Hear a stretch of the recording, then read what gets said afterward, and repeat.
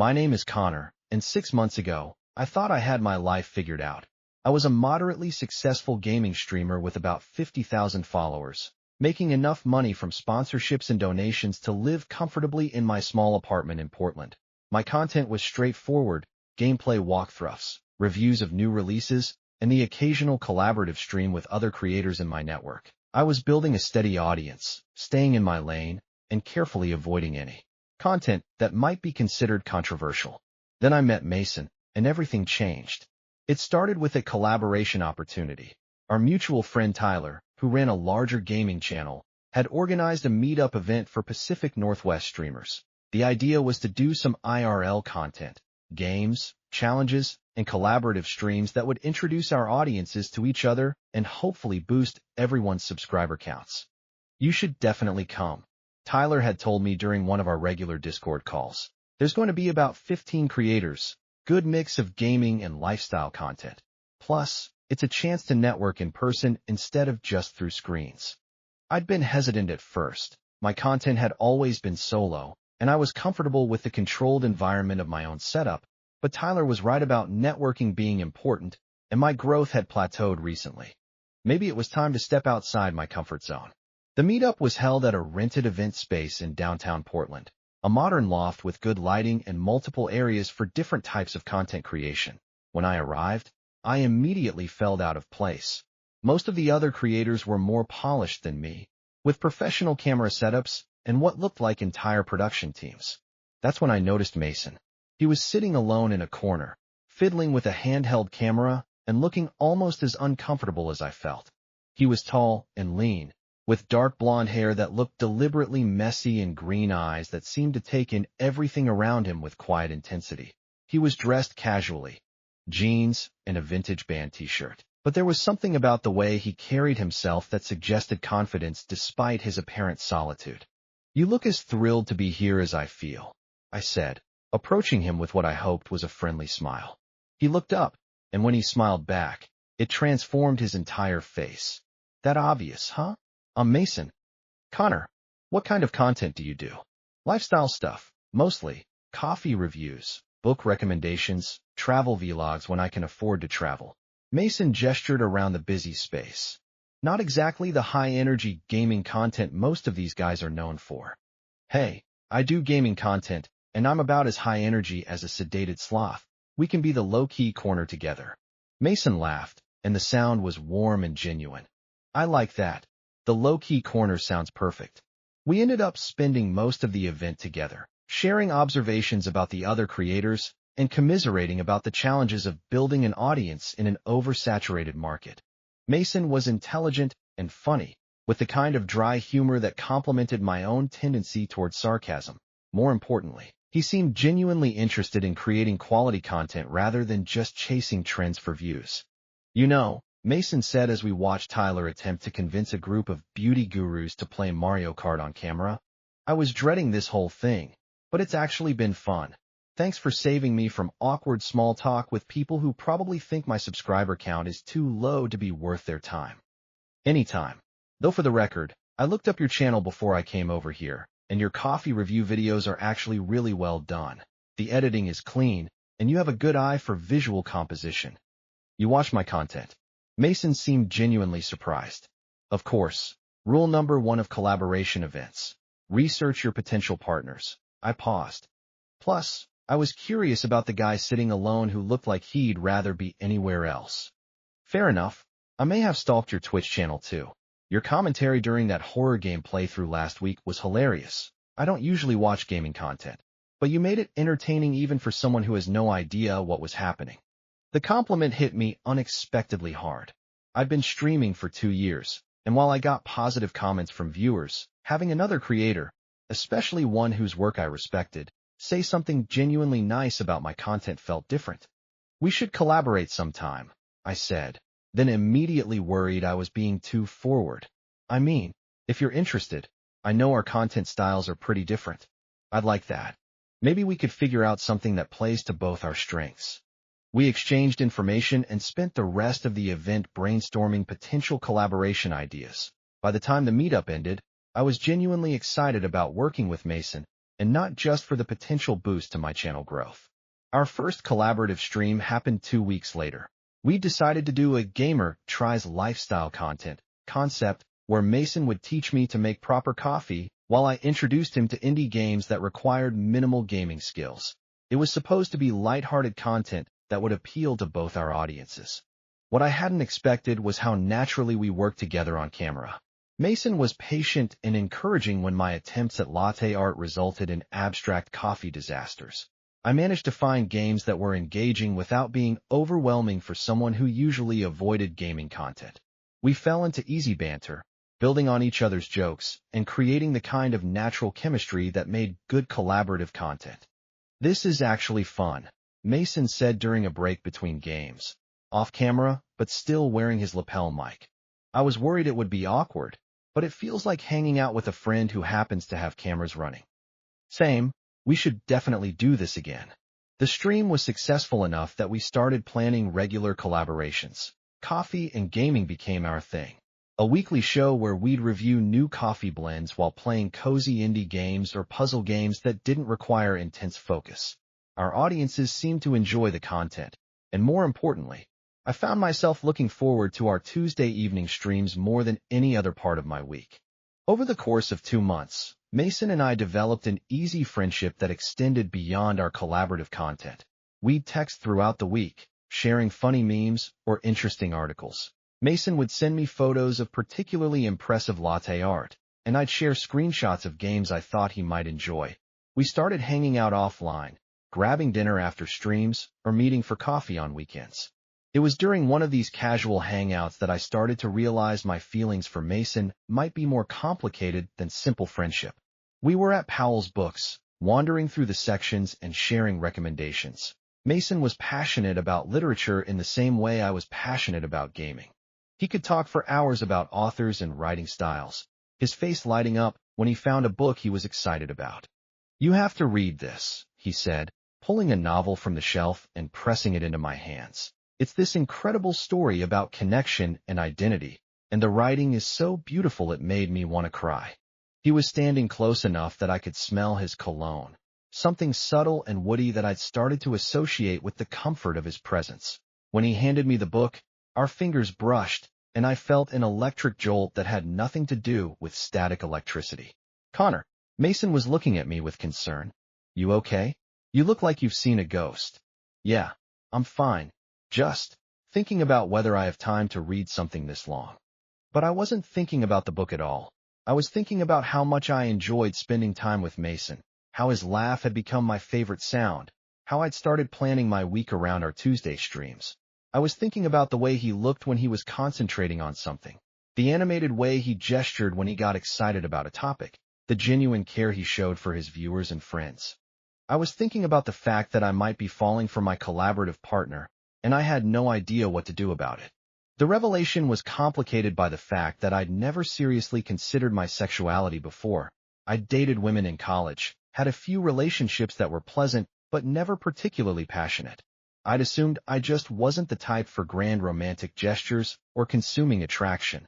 The possibility that I might be attracted to men, specifically to Mason, was new territory that I wasn't sure how to navigate. I spent the next few weeks trying to figure out what I was feeling and what, if anything, I should do about it. Mason gave no indication that he thought of me as anything more than a friend and collaborator. He was warm and affectionate in the way that some people naturally are, but there was nothing that suggested romantic interest, which made what happened at Tyler's next meetup event even more surprising. This time, the event was being live-streamed as a special collaborative show. Tyler had set up multiple camera angles and was encouraging various creators to do impromptu challenges and interactions for the audience. The chat was active and engaged, with viewers suggesting activities and voting on what they wanted to see next. Mason and I were sitting together on one of the couches, taking a break from the more high-energy activities and just chatting with the audience. We'd fallen into our usual comfortable dynamic, making jokes and responding to questions about our collaborative content. That's when the chat started getting interesting. "Oh wow," Mason said, reading the comments streaming by. "They really want us to do couples content." I looked at the screen and saw what he meant. The chat was full of comments about how cute, We were together, speculation about whether we were dating in real life, and requests for us to just kiss already. I guess we have good chemistry on camera, I said, trying to keep my voice light despite the way my heart was racing. Apparently. Look at this. They're saying we should do a fake dating challenge. Mason was scrolling through the comments, his expression amused. Some of these suggestions are pretty creative. Tyler, who had been monitoring the chat from across the room, came over with his camera operator. Hey guys, the audience is really engaged with you too. Want to play up the couple thing for a bit? Just for fun. What exactly are you suggesting? I asked. Nothing too crazy. Maybe some of those couples challenge games, answering questions about each other, doing those trust exercises. The viewers are eating it up, and it could be great content for all of us. Mason looked at me, raising an eyebrow in question. Could be fun. What do you think? I should have said no. I should have recognized that pretending to be in a relationship with someone I was actually developing feelings for was a recipe for emotional disaster. Instead, I found myself nodding. Sure, could be entertaining. What followed was an hour of increasingly elaborate couple content. We answered questions about each other's preferences, did blindfolded trust exercises, and played games that required us to work together in ways that mimicked romantic partnerships. Mason was a natural performer, playing up the romantic gestures for laughs, while somehow making it all feel genuine rather than mocking. The audience loved it. The chat was moving so fast with positive comments that it was hard to keep up, and Tyler kept grinning and giving us thumbs up from behind the cameras. Okay, final challenge, Tyler announced as the stream neared its end. The chat has been requesting this all night, and I think our fake couple needs to give the people what they want. Which is? Mason asked, though his expression suggested he already knew. A kiss, just a quick one, for the cameras, really sell the whole fake relationship thing. I felt my stomach flip. The rational part of my brain was screaming that this was a terrible idea, that kissing Mason for content when I had real feelings for him would only make everything more complicated. But the livestream audience was cheering in the chat. Tyler was looking at us expectantly, and Mason was looking at me with an expression I couldn't quite read. Connor. Mason's voice was quiet enough that only I could hear it over the noise of the event. Only if you're comfortable with it. We can say no. I looked into his green eyes, saw something there that might have been nervousness mixed with curiosity, and made a decision that would change everything. It's just for the show, right? I said. Right, just for the show. Mason leaned forward, his hand coming up to cup my face gently. For a moment, we just looked at each other, and I could swear I saw something in his expression that went beyond performance. Then his lips touched mine, soft and warm and perfect, and the entire world disappeared. The kiss lasted maybe 5 seconds, but it felt like an eternity. When we broke apart, the livestream audience was going wild in the chat. Tyler was beaming, and I was struggling to remember how to breathe normally. How was that? Mason asked, his voice carefully casual, but his eyes searching my face for something. Good, I managed, very convincing. But it hadn't felt like acting. It had felt real and right and like something I wanted to do again when there weren't cameras watching. The clip of our kiss was uploaded to Tyler's highlight reel within hours of the stream ending. By the next morning, it had been shared across multiple social media platforms, racked up hundreds of thousands of views, and spawned dozens of reaction videos and memes. We're trending on Twitter, Mason called to tell me, his voice a mixture of excitement and panic. The hashtag Connor and Mason is apparently a thing now. Is that good or bad? I honestly don't know. The responses seem mostly positive, but Connor, people think we're actually dating. Like, really dating, not just fake dating for content. I scrolled through the comments on the various posts, seeing exactly what Mason meant. Our viewers had taken the kiss as confirmation of a real relationship, and they were invested in a way that went far beyond normal audience engagement. What do we do? I asked. I have no idea. I've never had fake relationship drama go viral before. We met for coffee that afternoon to figure out our next move. The cafe was busier than usual, and I was paranoid that people would recognize us from the viral clip, but no one seemed to notice two guys having an intense conversation in the corner booth. We have a few options, Mason said, stirring his latte absently. We can make a video explaining that it was just content, that we're not actually together. We can ignore it and hope it dies down. Or Or we could lean into it. Keep doing couple content as long as people are interested. It's obviously good for both our channels. Fake dating for views. It's not like we'd be hurting anyone. And Connor, we work well together. Our chemistry is obviously convincing enough that people believe it's real. Mason was right about the chemistry, and he was right that it could be good for our careers. What he didn't know was that for me, it wouldn't really be fake. Mason, I need to tell you something. What? I took a deep breath, knowing that what I said next would either ruin our friendship or change everything between us. The kiss last night, it didn't feel like acting to me. Mason went very still, his spoon frozen halfway to his mouth. What do you mean? I mean I have feelings for you. Real feelings. And pretending to be your boyfriend for content when I actually want to be your boyfriend for real is going to be torture. For a long moment, Mason didn't say anything. He just looked at me with an expression I couldn't read, and I started to panic that I'd completely misunderstood our friendship and was about to lose the best thing in my life. Connor, he said finally, you idiot. I'm sorry, I know it's complicated, and I don't want to ruin our working relationship. You beautiful, oblivious idiot. Mason was smiling now, the kind of radiant expression that made my chest tight. Do you think I would have agreed to kiss you on camera if I didn't have feelings for you too? I stared at him. What? I've been attracted to you since that first meetup. I've been looking forward to our Tuesday streams because they give me an excuse to spend time with you. I've been finding reasons to text you every day because I like talking to you. Mason reached across the table and took my hand. Connor, last night when Tyler suggested the kiss, I was terrified you'd say no because I wanted to kiss you so badly. Really? Really? So here's what I think we should do. Mason's thumb was tracing circles on the back of my hand, and it was making it hard to concentrate on his words. We stop calling it fake dating and start calling it real dating. We give our audience the authentic relationship content they apparently want, because it turns out that's what we want too.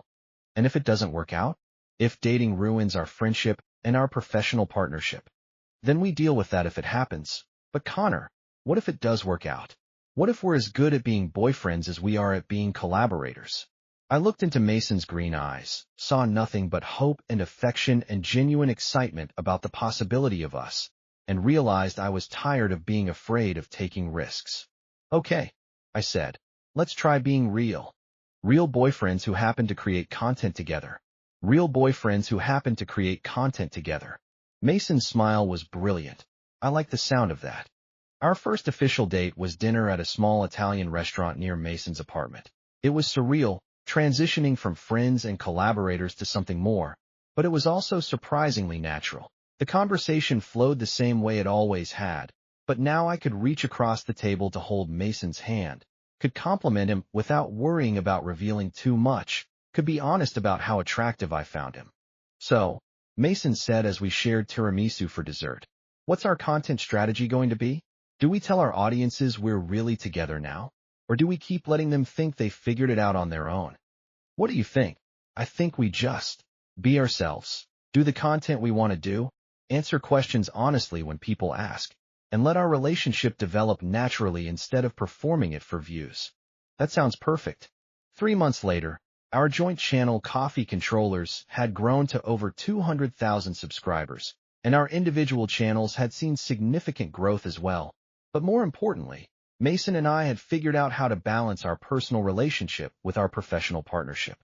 It wasn't always easy. Dating someone you also worked with regularly meant that relationship issues could affect content creation, and audience expectations sometimes put pressure on our private moments. But we learned to communicate openly about both our business goals and our personal needs, and we'd established boundaries that protected our relationship while still giving our viewers the authentic content they seemed to crave. Any regrets? Mason asked one evening as we edited our latest video together, sitting side by side on his couch with our laptops.